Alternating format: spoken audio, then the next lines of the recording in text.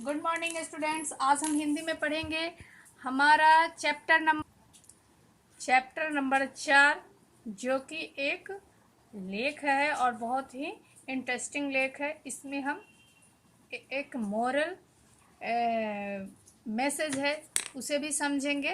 तो चलिए चलते हैं अपने चैप्टर की तरफ और शुरू करते हैं पढ़ना।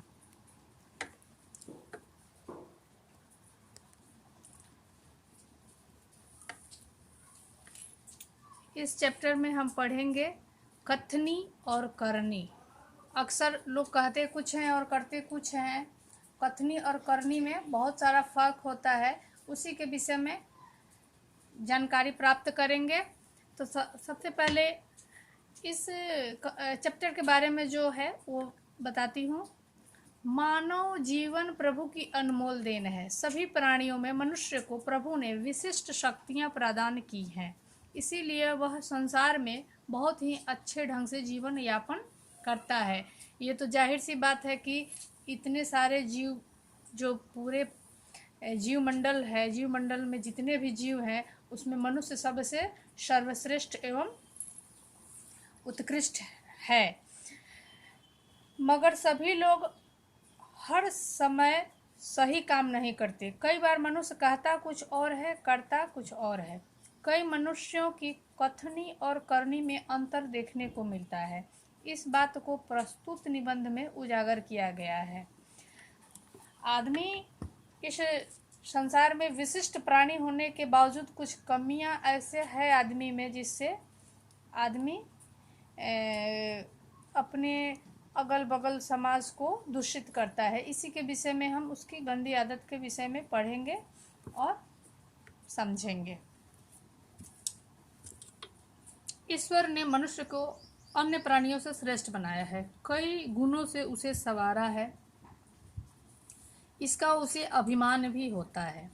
परंतु स्वयं को गुणों की खान समझने वाला व्यक्ति कई बार ऐसे कार्य करता है जिन्हें वह गलत बताता है। मतलब वो स्वीकार करता है कि ये चीज़ गलत है, गलत कहता भी है लेकिन करता है। कथनी और करनी में अंतर के ऐसे कई उदाहरण रोज देखने में आते हैं। बस्ती के बीच, यह एक जगह का लोकेशन है, समझ लीजिए मोहल्ला है। बस्ती के बीच सरकार ने पार्क बनाने की जगह छोड़ी थी। बरसात के मौसम में मोहल्ले के एक सज्जन को उसमें फूलों के पौधे लगाने की सूझी। बात अच्छी थी। वे कहीं से पौधे लाए, कतार में उन्हें रोपा, मतलब उन्हें जमीन में लगा दिया, गाड़ दिया। देखभाल भी की।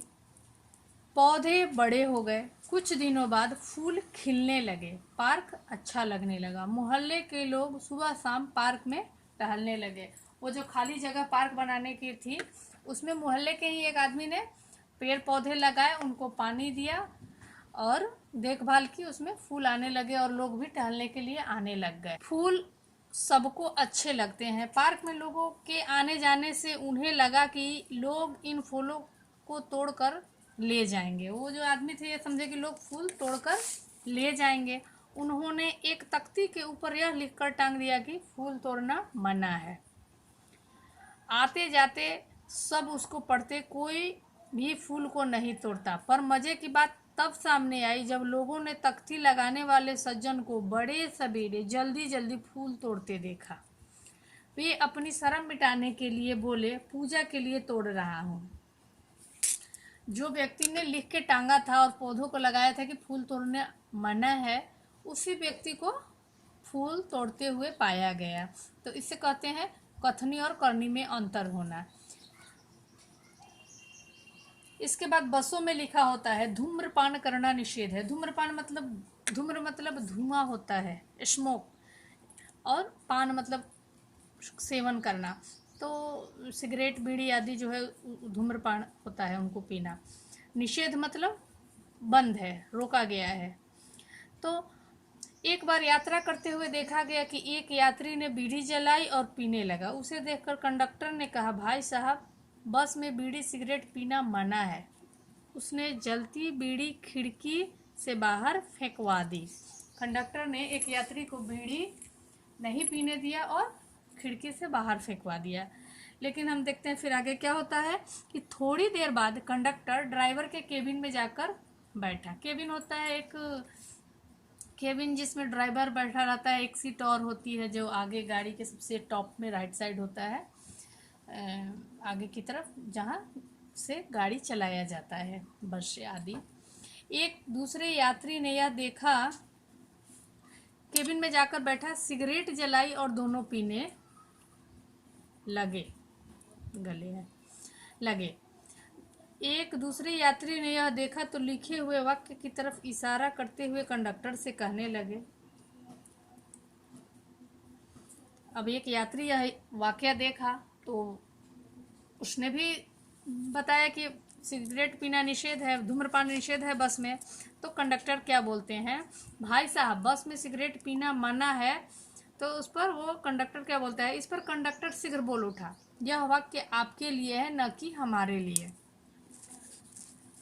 जबकि गाड़ी में धूम्रपान हर किसी के लिए निषेध है। एक व्यक्ति दुकान पर गया, स्कूटर सामान के सामने खड़ा कर ही रहा था कि दुकानदार बोला, आप अपना स्कूटर वहां सामने वाहन रखने के स्थान पर खड़ा करके आए। सज्जन ने कहा, मुझे ज़्यादा समय तक थोड़े ही रुकना है, मैं तो सामान लेकर अभी चला जाऊंगा। तो दुकानदार बोला, पर दुकान के सामने बीच सड़क पर स्कूटर खड़ा रखना कोई ठीक बात नहीं है। सज्जन ने स्कूटर वाहन खड़ा करने के स्थान पर ले जाकर खड़ा किया और वापस आकर सामान खरीदने लगे। इतने में स्कूटर लेकर दुकान पर एक लड़का आया। स्कूटर दुकान के साथ खड़ा करके वह दुकान के अंदर चला गया। इस पर उस सज्जन ने दुकानदार से कहा, आपने इसे मना नहीं किया। वह बोला, यह तो मेरा बेटा है।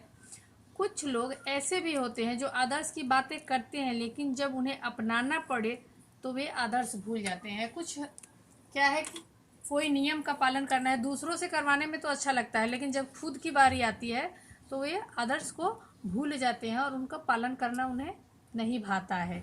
एक दिन एक सज्जन के घर उनके मित्र मिलने आए। दोनों मित्र बातचीत में मगन थे कि किसी ने दरवाज़ा खटखटाया। उन्होंने खिड़की से झांक कर देखा। बाहर मकान मालिक खड़ा था, जो पिछले 4 महीने का किराया मांगने बार बार आ रहा था। उन्होंने अपने बच्चे को समझाकर बाहर भेजा। जब बच्चा बाहर गया तो मकान मालिक ने उससे कहा कि तुम्हारे पिताजी से कहो कि मैं मकान का किराया लेने आया हूँ। बच्चे ने तपाक से जवाब दिया, पिताजी ने कहा है कि वे घर पर नहीं है। बच्चे की बात सुनकर मकान मालिक हंसने लगा। घर में बैठे मित्र के चेहरे पर भी मुस्कान आ गई, जिसे देखकर वे सज्जन पानी पानी हो गए।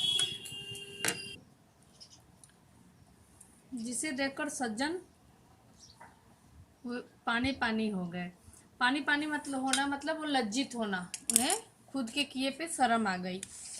एक सज्जन ने अपने पोते को यह सिखाया था कि हमें किसी काम को गलत ढंग से नहीं करना चाहिए, सदा अपनी बारी की प्रतीक्षा करनी चाहिए। एक दिन की बात है, वे जल बिजली के बिल जमा कराने गए। साथ में उनका 8 वर्षीय पोता भी था। बिल जमा कराने वालों की कतार लंबी देखकर वे कोई उपाय सोचने लगे। उन्होंने खड़े हुए लोगों को ध्यान से देखा। आगे ही एक परिचित व्यक्ति खड़ा था। वे तुरंत उसके पास गए और बोले, बेटा, यह बिल तुम घर पर ही भूल आए, लो इसे भी जमा करा देना। वह व्यक्ति कुछ बोले इससे पहले ही बिल व राशि उसके हाथ में थमा दी और एक तरफ जाकर खड़े हो गए। पोता बार बार कहने लगा, दादाजी लाइन में लगिए ना। उनकी बात सुनकर लोग हंसने लगे। मतलब यहाँ भी प्रतीक्षा करने के बजाय उन्होंने आगे खड़े किसी व्यक्ति को चालाकी के साथ पैसा और बिल दे दिया और खुद बाहर जाकर खड़े हो गए। कई लोग ऐसे होते हैं जो आदर्श की बातें तो करते हैं पर उन्हें अपनाते नहीं हैं। इस प्रकार का आचरण अच्छा नहीं होता। ऐसा आचरण करने वाले को कभी सम्मान नहीं मिलता। सम्मान मतलब इज्जत, प्रतिष्ठा। वे हंसी के पात्र बनते हैं। इसीलिए हमें कथनी और करनी में सदैव समानता रखनी चाहिए। हो कथनी करनी एक समान, जग में मिलता तब सम्मान।